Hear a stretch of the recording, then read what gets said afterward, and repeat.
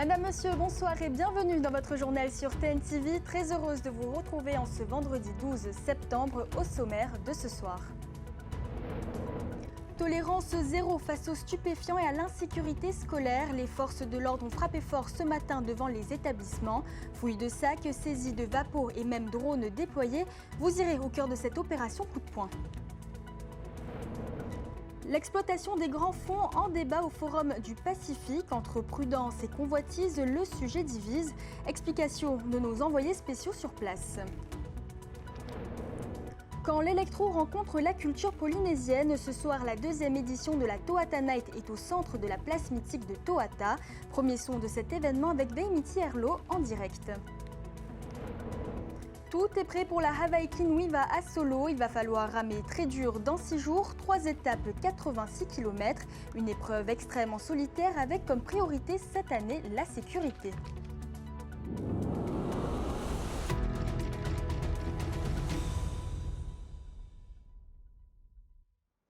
Sacs fouillés dès l'aube et véhicules contrôlés. Les forces de l'ordre ont mené une opération coup de poing ce matin dans les collèges et lycées du Fénois. Objectif, prévenir les trafics, sécuriser les élèves et rassurer les parents. Ces interventions seront reconduites tout au long de l'année. Thomas Chabrol et Jeanne Roy étaient sur place.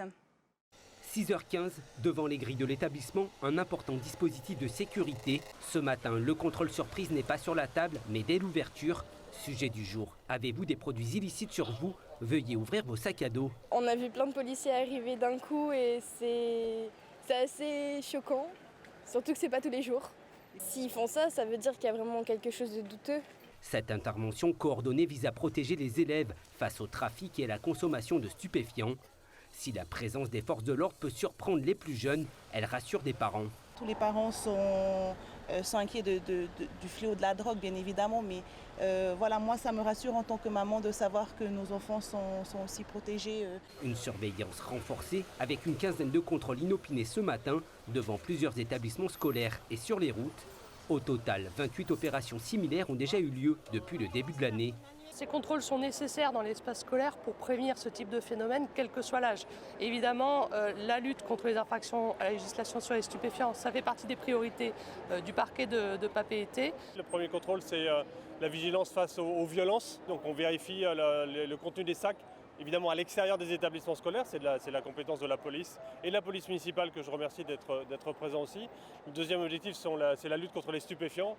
Autour de ces établissements, il n'est pas rare de voir des jeunes s'essayer à la consommation de tabac ou de vape, avec la crainte d'aller plus loin et de tester des produits stupéfiants. Les équipes pédagogiques ont déjà saisi plus d'une dizaine de vapeaux depuis la rentrée.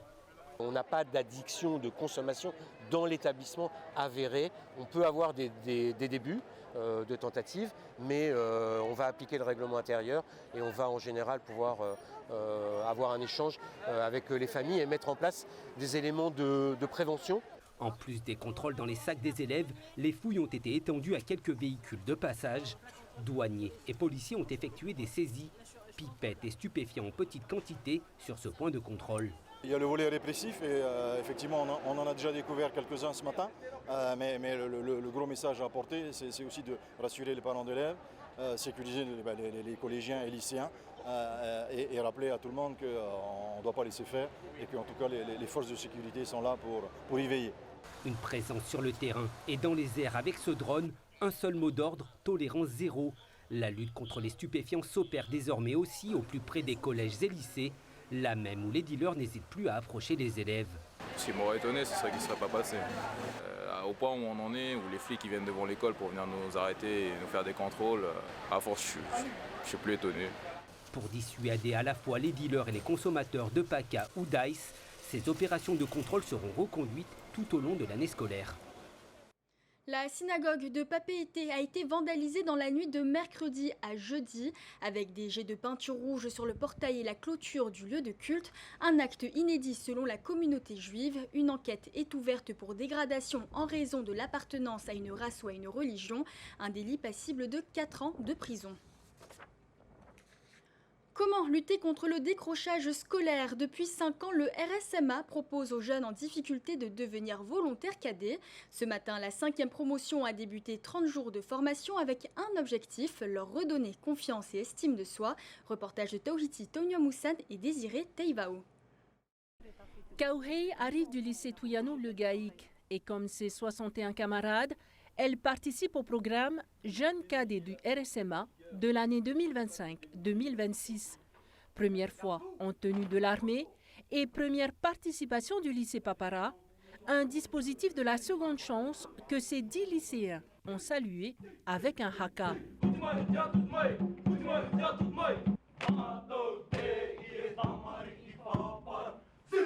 Ouais, on m'a forcé de venir parce qu'on m'a dit qu'on me voyait bien à l'armée. Oui, j'aime bien, oui. On est tous contents, on est prêts. Alors beaucoup de fierté pour l'établissement, mais surtout pour ces élèves qui vont avoir une belle opportunité de se construire, de construire un parcours personnel et un parcours de cohésion avec d'autres. À leur côté ce matin, leur mentor, des cadets de l'an dernier, témoin de la réussite d'un programme de l'armée et du vice-rectorat en place depuis 2021. Oui, ça m'a beaucoup ouvert, surtout que pour avoir un permis de coacher, cette formation que j'ai passée, VGC, ça m'a vite ouvert les portes pour pouvoir avoir accès à d'autres formations. Plus de 200 mineurs de 16 à 18 ans en situation de décrochage se sont reconstruits sur ce parcours. 30 journées réparties sur l'année scolaire, des vacances passées à l'armée, à apprendre la discipline militaire, l'estime de soi. Et point fort cette année, la sensibilisation à la protection de l'environnement marin. Une main tendue pour les aider à s'en sortir. Tout à fait, l'idée c'est de les ramener sur, de redonner confiance en eux dans la poursuite de leurs études en vue d'aller jusqu'au bout et d'aller jusqu'à la finalisation de leur diplôme. Après la cérémonie et munis de leur casquette de cadet, les volontaires ont rejoint leur centre d'entraînement à Tautira pour la première semaine d'immersion. Ils ont la même ambition, bâtir la Polynésie de demain. 7 porteurs de projets ont été sélectionnés pour bénéficier de l'accompagnement du dispositif Polynov. Des entrepreneurs au profil varié, de la cosmétique à base de plantes locales au nettoyage des lagons, en passant par le développement d'une application pour pérenniser les langues du Pacifique. Un sujet de Hutuari Colombani. Ils sont passionnés et animés par la même détermination, construire la Polynésie de demain. Hier soir, 7 jeunes entrepreneurs ont été présentés comme les nouveaux lauréats du dispositif Polynov, chacun portant des initiatives à la fois innovantes et engagées. On a sélectionné plus de 20 projets innovants qu'on accompagne sur plusieurs années pour les aider à se développer. Et donc on va les aider à se développer sur la partie commerciale, la partie juridique, la partie propriété intellectuelle ou encore sur le financement. Et donc nous, on accompagne les projets pendant 2 ans de manière intensive et à les aider à se développer. Et là, ce soir, on a vu certains projets qui maintenant vont voler de leurs propres ailes. Un dispositif mis en place pour faciliter le bon développement de ces projets innovants par le biais de subventions, d'accompagnement administratif, de formation et bien plus encore. Donc Nariti, ça m'a vachement aidé pour plein d'aspects. L'aspect un peu commercial, l'aspect vente, tous ces trucs-là. Moi, je suis un technicien à la base, je suis un spécialiste de l'environnement. Donc, Dynamo Solutions, derrière, c'est des activités sur le compostage. Ça m'a permis aussi de me financer des formations pour m'améliorer sur cette thématique. Aujourd'hui, on est des techniciens qui essayons de développer une solution pour venir en aide à cette pollution qui est créée par les déchets perlicoles. Et avec Polynov, on espère être aidé tant sur la partie business plan, sur la partie administrative, sur la partie gestion et managing de projet, parce que c'est des choses que nous, on découvre petit à petit et donc on compte sur Polynov pour ça. Du côté du gouvernement, accompagner ces porteurs de projets est essentiel pour stimuler l'innovation locale et préparer la Polynésie de demain en soutenant la créativité des jeunes talents, en valorisant les initiatives durables et en renforçant l'attractivité économique de nos îles. Oui, bien sûr, c'est important. Dans le cadre du projet Polynov, là, on a déjà 15 projets qui font l'objet d'un accompagnement. Et on a pu voir le résultat pour certains, notamment le projet Polyyacht, où ils ont eu la récompense de l'innovation outre-mer en 2023, je crois, sous l'égide de France 2030. Et c'est mettre la Polynésie à l'honneur, quoi. Le dispositif Polynov s'inscrit dans une politique plus large de soutien à l'innovation. Depuis son lancement, le pays et l'État ont investi plus de 50 millions de francs dans ce programme. Cette année, 11 millions seront octroyés en plus pour cette 3e promotion. Direction Honiara, où la question des ressources minières et des grands fonds ont animé les discussions du Forum des îles du Pacifique. Faut-il les exploiter ou les préserver? Polynésie française, Nouvelle-Calédonie et Palau s'y opposent, tandis que les îles Cook et Nauru sont pour. Un sujet sensible qui révèle des visions très différentes au sein de la région. Reportage de nos envoyés spéciaux Mike Leral et Tiarenui Pahuiri. Parmi les plus farouches protecteurs des océans, Palau. Cet archipel micronésien accueillera le forum l'an prochain et il a été parmi les premiers à signer le moratoire de Lisbonne qui interdit l'exploitation des fonds marins. 37 pays l'ont déjà signé, mais ce n'est pas assez. Nous sommes des peuples de l'océan, nous dépendons de l'océan et nous ne ferons pas quelque chose qui causerait un préjudice irréparable et qui pourrait éventuellement détruire l'avenir de nos enfants. D'autres pays sont opposés à l'exploitation minière, mais pour des raisons plus pragmatiques. Maintenant que nous avons beaucoup de câbles qui relient les Fidji au reste du monde, nous craignons que les activités liées à l'exploitation minière des grands fonds ne puissent en couper certains, ce qui nous poserait d'importants problèmes de connexion. Si les îles du Forum sont, dans leur majorité, opposées à l'exploitation, 2 pays font exception, mais en parlent peu. Nauru, un pays pauvre qui manque de ressources, et les voisins des îles Cook, où l'exploration des fonds marins est déjà dans sa 4e année. Les Cook défendent l'idée d'une exploitation aux dégâts limités sur l'environnement. Ils répondent toujours avec cette vision un peu poétique et romancée qui veut qu'ils vont aller ramasser à la main tout en chantant et en jouant du ukulélé les nodules au fond de l'eau. Moi, ça ne me convainc pas vraiment. Et puis il y a ceux qui hésitent encore, avec l'envie de protéger leurs fonds marins, sans pour autant négliger la manne financière que représentent les minerais. Je veux voir les deux côtés pour déterminer ce qui serait le mieux et je pense que c'est à nous tous de définir ce qui est le mieux pour le pays, en tenant compte de toutes ces questions, non seulement pour le présent, mais aussi pour l'avenir. Pas de consensus donc sur les minerais sous-marins, mais une crainte, si un pays commençait l'exploitation, les dégâts sur l'océan pourraient être irréversibles et se répercuter bien au-delà de ses frontières maritimes. Et le Forum des îles du Pacifique s'est achevé aujourd'hui. Dans leur communiqué final, les 18 dirigeants ont confirmé leur reconnaissance de Taïwan malgré les pressions de la Chine. Ils acceptent aussi la proposition de Moïse Broderson d'organiser le Forum de 2031 en Polynésie française. Et autre décision forte, la création d'un fonds de résilience pour aider les petites îles à faire face au changement climatique. On écoute Mariva Lechat, déléguée aux affaires internationales de la Polynésie, au micro de Mike Leral et Tiarenui Pahuiri. Le Fonds pour la résilience du Pacifique, c'est une organisation régionale, donc internationale, mais basée dans le Pacifique, qui a déjà récolté un peu moins de 20 milliards et qui vise à récolter 50 milliards de francs polynésiens d'ici l'année prochaine pour venir financer prioritairement des petits projets dans les communes, dans les îles, qui visent à lutter contre le réchauffement climatique. Le genre de projets qui pourraient être, de petits projets qui pourraient être financés, c'est planter des palétuviers au bord de la mer, sur les plages de certaines communes, de certaines petites îles, pour éviter l'érosion, la montée des eaux et en ensablant mieux les côtes. Ambiance électro au cœur de Papeete, la Toata Night organisée par la Maison de la Culture revient pour une 2e édition entre beats électroniques et culture polynésienne. Notre journaliste Veimiti Erlo est sur place. Veimiti Yorana, la place Toata s'est-elle totalement transformée ce soir? Yaorana Mika, nous sommes ici à Toata. Je me trouve actuellement dans les gradins de la tribune centrale. Alors on ne peut plus parler de scène classique, mais il y a bien un dance floor géant à ciel ouvert ici ce soir. C'est la 2e édition de la Toata Night et c'est un rendez-vous pensé pour la jeunesse et pour les amateurs d'électro.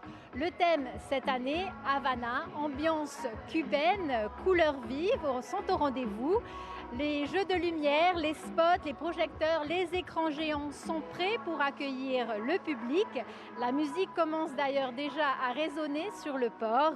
Au menu ce soir, des figures du monde de l'électro local comme Azog, Villon, TDW, Wokez, Raigest et bien sûr en tête d'affiche le Calédonien DJ Kenside 687 qu'on a pu voir d'ailleurs cette semaine sur TNTV. Les premiers DJ sont prêts à chauffer la foule. Ce soir, on danse sur des sets électro avec des sons polynésiens, des percussions, des voix du Fénois. Plus de 4000 personnes sont attendues, dont 2000 jeunes des quartiers prioritaires invités par la DPDJ, la Délégation pour la prévention de la délinquance et de la jeunesse. Familles, curieux, avec ou sans billet d'entrée, on vient sur place ou on tend l'oreille aux abords de cette boîte de nuit improvisée. Cette année, l'événement prend aussi une dimension citoyenne. Des messages de prévention sur les addictions et la sécurité routière seront diffusés tout au long de la soirée. Pour marquer l'importance de cette démarche, le ministre de la Jeunesse et des Sports, Keinuu Temauri, a été annoncé. Vous l'aurez compris, Mika, la nuit ne fait que commencer à Toata avec un message fort, célébrer la jeunesse tout en restant prudent. Voilà ce qu'on pouvait dire, Mika, ce soir sur cette soirée qui va démarrer dans quelques minutes et qui va se poursuivre jusqu'à 22h. Merci beaucoup Bémi Thierlo et Matei Horei derrière la caméra pour toutes ces précisions et bon courage avec les éphémères. Une première dans le calendrier, le Hawaii Kinui Solo débute jeudi 18 septembre avec 86 km autour de Tahiti, réservé aux rameurs les plus aguerris. 3 étapes, un défi extrême et un accent particulier mis sur la sécurité. Plus d'explications avec Hoanui Atuahiva et Veitiare Nauta. Coup de départ de la Hawaii Kinui à Solo ce jeudi 18 septembre. Une course de 86 km en 3 étapes réservée aux élites avec un départ de Tautira pour une arrivée à Taoni. Après le gilet rendu obligatoire depuis 1 an, la fédération équipe les VA de GPS. Ils permettront le suivi des VA lorsqu'ils sont éparpillés. Surtout pour le tronçon Tautira-Hitia, parce que nous avons à peu près 3 chemins. Donc nous avons la ligne droite, il y a la ligne qui monte vers un peu l'extérieur et il y a celui qui vient côté des côtes de Poueux, voilà, pour pouvoir suivre et encadrer tous ces rameurs qui seront au départ. Une course sur 3 jours intense, mais un format apprécié des rameurs dans l'ensemble. Enfin, pour moi, personnellement, c'est une bonne préparation pour le Hawaii Kinui individuellement.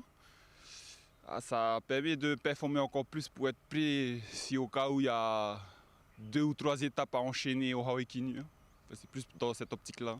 Il va falloir au moins une semaine de récupération et pour réenchaîner encore sur les entraînements V6, ça va être limite quand tu es obligé de repréparer crescendo. Cet événement s'ajoute ainsi au grand rendez-vous en V1, en plein cœur de la préparation pour les courses en V6. Un calendrier toujours plus chargé qui met les organismes en rude épreuve. Il ne faut pas oublier que nos rameurs ils font beaucoup d'efforts. Ce ne sont pas des automates, ce sont des humains comme nous tous. Et il faut essayer d'alléger un peu le calendrier, surtout des grandes courses de V1. C'est des courses intenses, des préparations de longues années et c'est trop dur.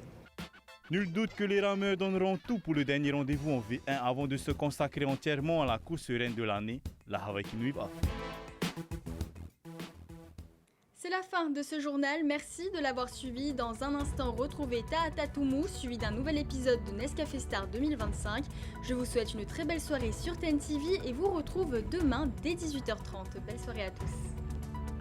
Retrouvez ce journal en replay sur notre site internet et notre application mobile TNTV.